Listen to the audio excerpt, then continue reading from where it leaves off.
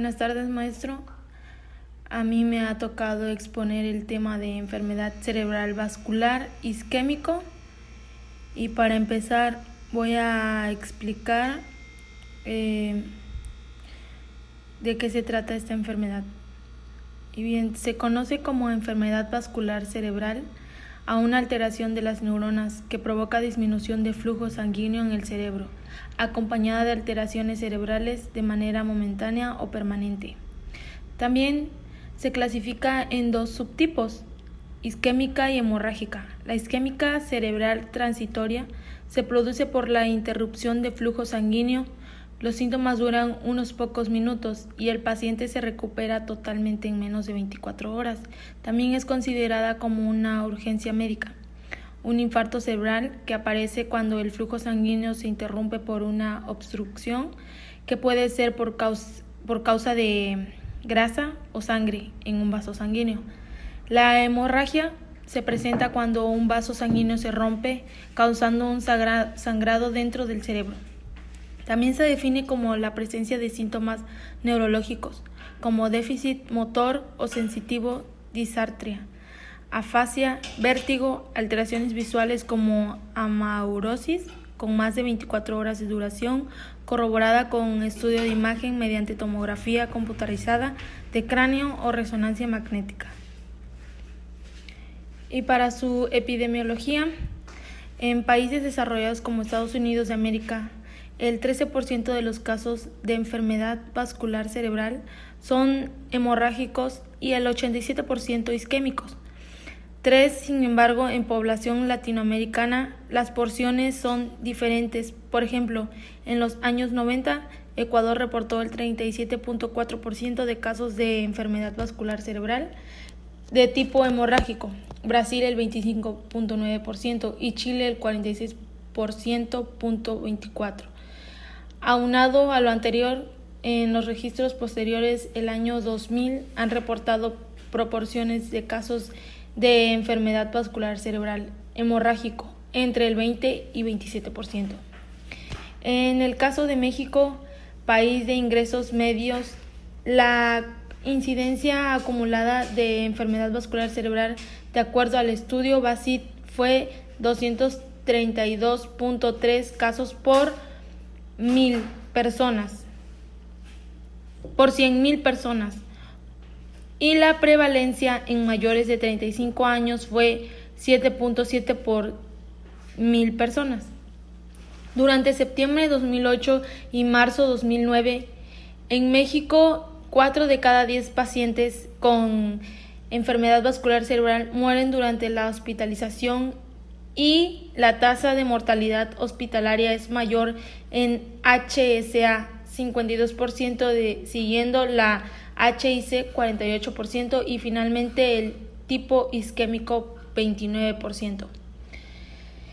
Además, a partir de datos obtenidos desde el RENAMES-VAC, se encontró que el 54.5% de casos de enfermedad vascular cerebral fueron isquémicos y el 42% hemorrágicos. Y entre los casos hemorrágicos, el 28% fueron en hemorragia intracerebral, 27% y 14.5% en hemorragia subaracnoidea. Ahora les voy a explicar lo que consiste la fisiopatología.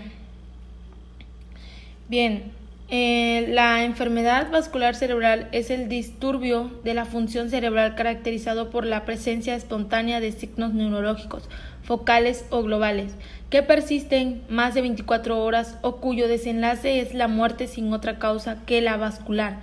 La enfermedad vascular cerebral isquémica es consecuencia de la oclusión de las arterias cerebrales por la formación de trombos o procesos embólicos.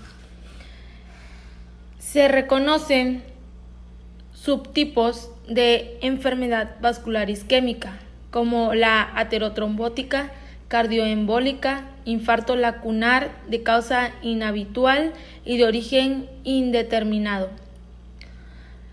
Y bien, la aterotrombótica es isquémica de tamaño medio o grande, ocasionado por oclusión o estenosis de arterias, trombosis o embolia.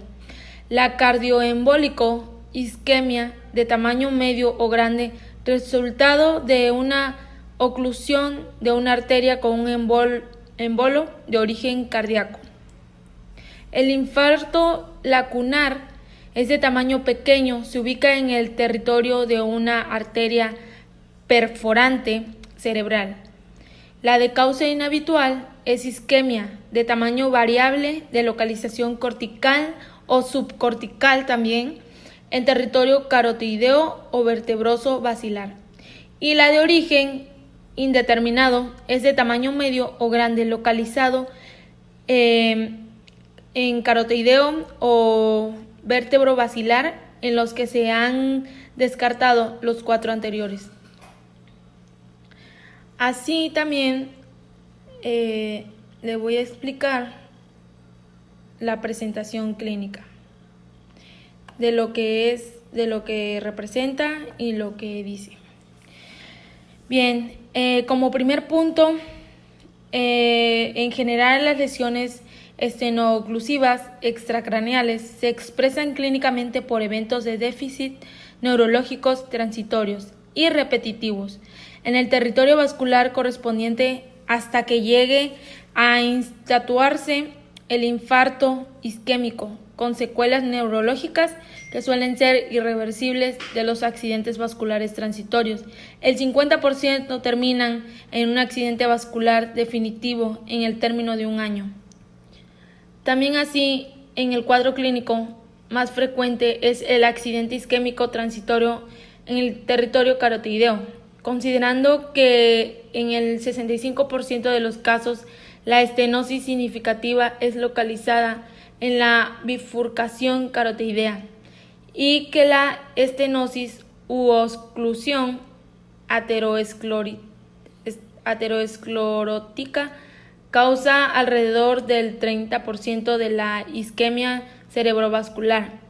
5 dichos eventos isquémicos tienen traducción ocular en forma de amarosus fugaz inutilateral, que esto es ceguera monocular, o a nivel cerebral como una disfasia motora breve, una hemiparesia, una hemiparestesia, crisis que pueden desencadenarse tras un esfuerzo como el estornudo, la tos, cambios posturales bruscos, entre otros. También los diferentes estadios de la enfermedad cerebrovascular son asintomáticos y sintomáticos, que quiere decir que son estables o inestables, y sigomáticos o en fase de secuela. El paciente sigomático es aquel que presenta un déficit neurológico instituido y un área de infarto isquémico. El hemisférico, constatado por una angiotomografía computarizada. También se incluyen en este grupo el enfermo que presenta un soplo carotídeo asintomático. Ahora les voy a explicar los signos y síntomas. Bien, en los signos y síntomas, la alteración repetitiva de la visión en un ojo o ambos. Sus síntomas también son la pérdida repentina de la fuerza en un brazo, una pierna o ambos. También es la sensación de hormigueo en la cara, brazo o pierna. Otros síntomas puede ser también la aparición repentina de problemas para hablar y o entender lo que se escucha, acompañada por balbuceo, el desequilibrio o inestabilidad y el dolor de cabeza. Así también, otro de los síntomas es 3 de cada persona presenta algún grado de discapacidad debido a que el cerebro es el responsable de generar los movimientos, sensaciones y acciones que realiza el cuerpo. Dependiendo también del área del cerebro afectada, las secuelas pueden ser deficiencias motoras, que es parálisis en una o varias extremidades, dificultad para caminar, que es la falta de equilibrio, espasticidad, rigidez y o tensión muscular. Esto provoca limitaciones para realizar actividades cotidianas.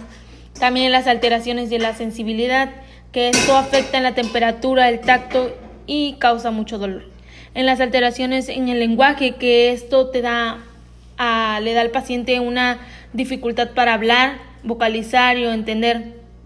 También las alteraciones en la deglución, que esto afecta al paciente para beber o comer.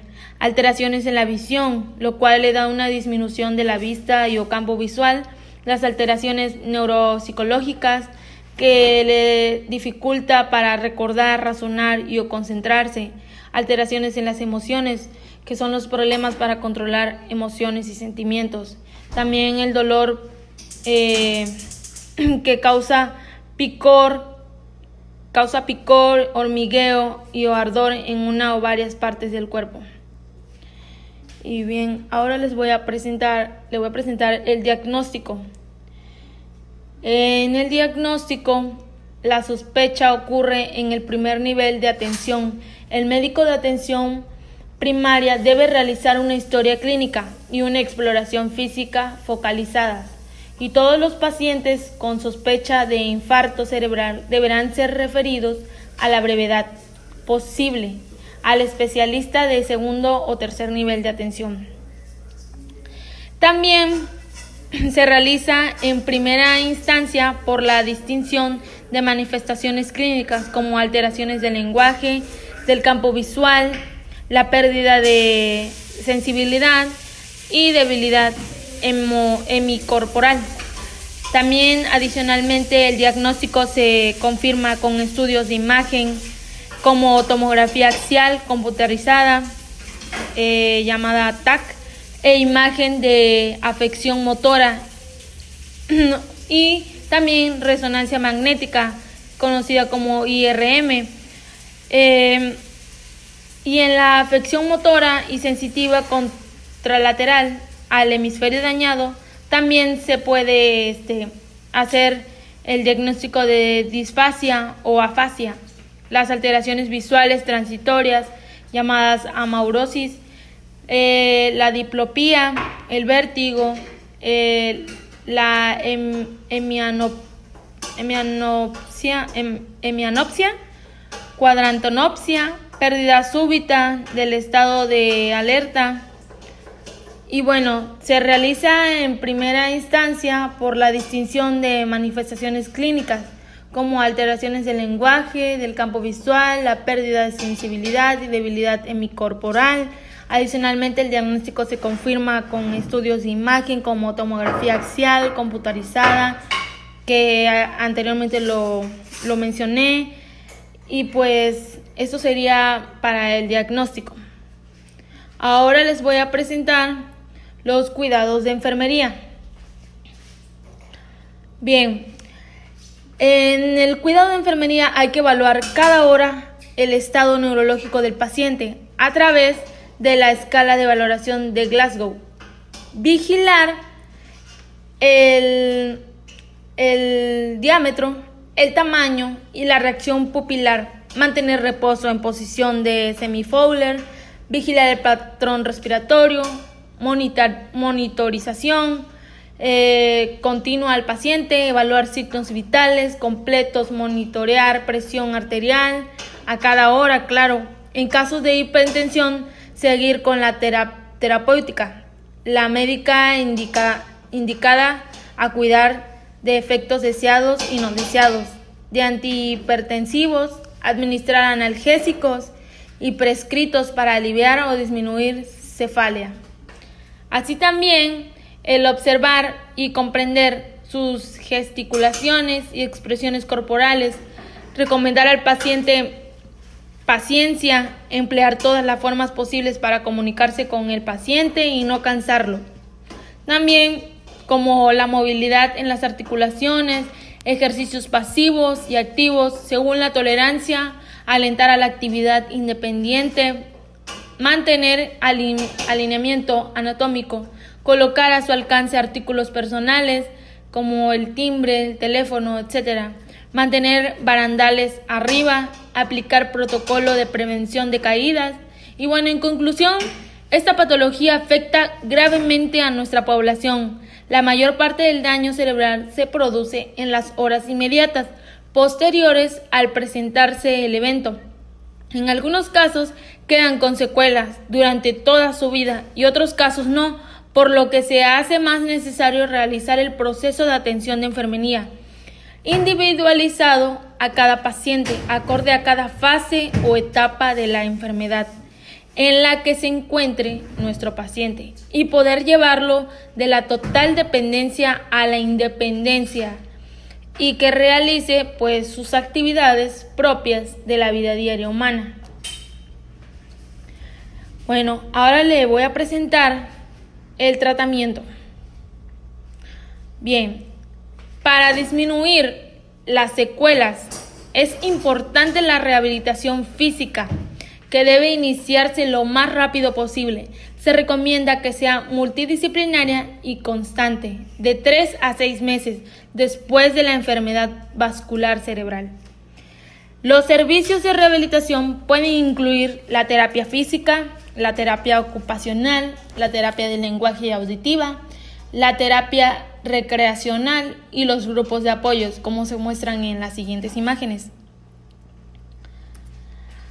Así también los tratamientos fisioterapéuticos, que esos quedan en los tratamientos físicos, en las terapias físicas, perdón. Y bueno, esas serían las referencias, todas las referencias en las cuales busqué la información. Y pues espero haya sido de su agrado y gracias por su atención.